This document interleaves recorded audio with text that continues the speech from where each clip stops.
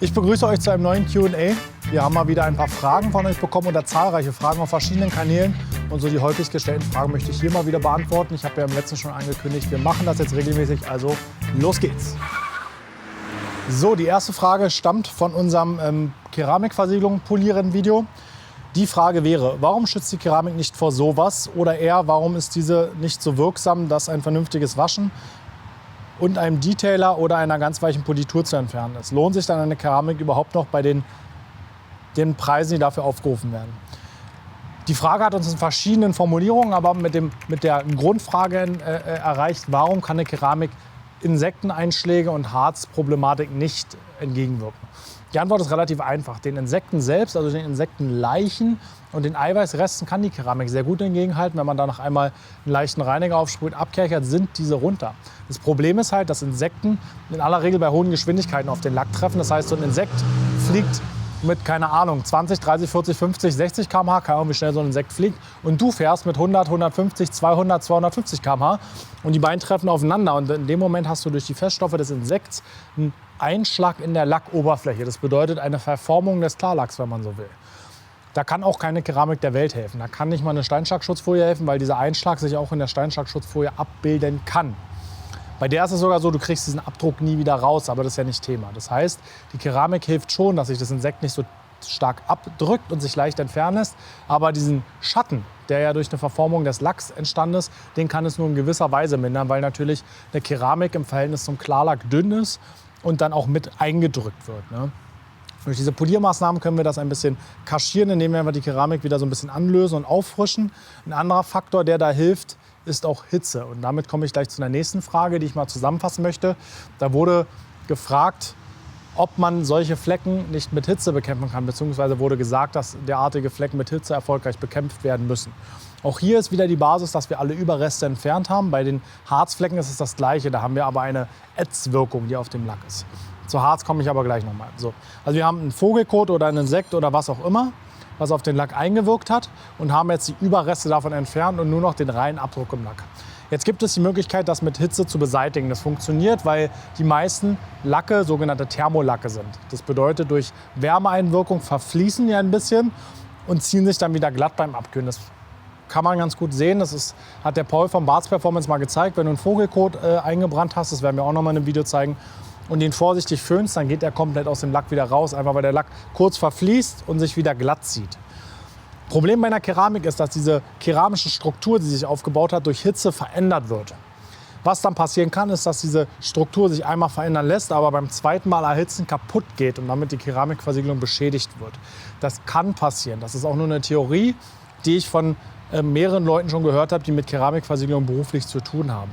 Ob das so stimmt oder nicht, lässt sich schwer nachvollziehen, worauf ich hinaus will. Hitze ist ein guter Faktor, um Insektenreste und Vogelkot zu entfernen. Auf Keramik wäre ich aber vorsichtig, weil ich einfach nicht weiß, wie sich diese Hitze punktuell und schnell erwärmt auf die Keramik auswirkt. Wenn ein Auto in der Sonne steht und über mehrere Stunden von 20 auf 80 Grad erhitzt wird, weil es schwarz ist, ist es was anderes, als wenn ich einen Heißluftföhn drauf halte und innerhalb von 10 Sekunden von 20 auf 80 Grad erhitze. Deswegen mit Hitze ist noch eine Maßnahme, da wäre ich aber ganz vorsichtig.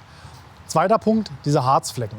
Es ist ein Phänomen und ich kann es mir noch nicht ganz erklären. Wer dazu eine Idee hat, gerne mal in die Kommentare, dass es gerade in den Monaten zwischen, sagen wir mal, Mitte, Ende März, ab April ganz stark bis Anfang Juni ganz viele Harzflecken gibt. Und zwar wirklich diese kalkartig aussehenden Flecken, die ich im Video auch beschrieben habe, die aber dann auf einmal weg sind. Also selbst wenn man nur wäscht und sie nicht explizit mit einer Politur entfernt, verschwinden sie mit der Zeit.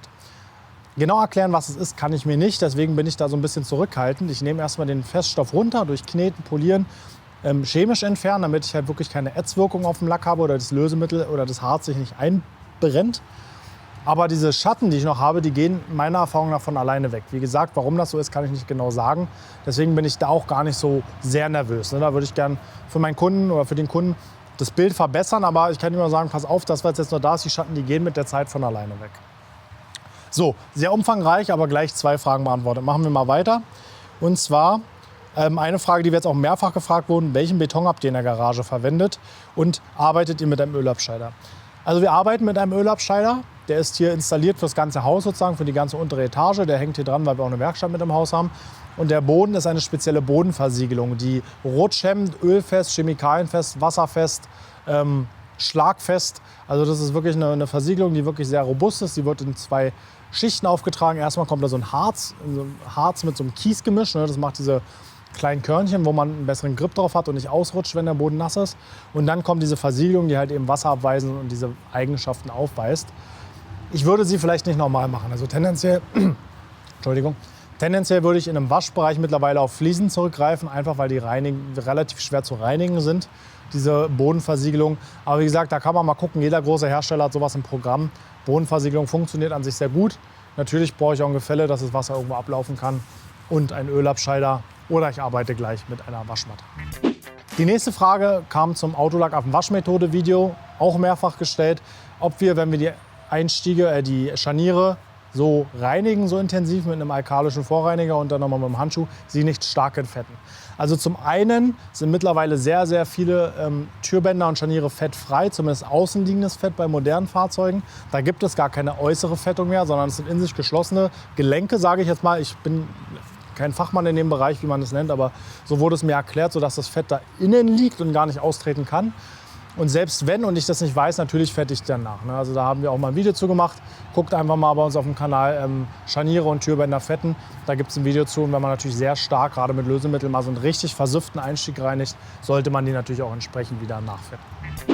Noch eine Frage zum Waschmethode-Video. Ich dachte immer, das Auto muss sauber sein, bevor man einen Flugrostentferner verwendet, da er sonst nicht richtig wirken kann.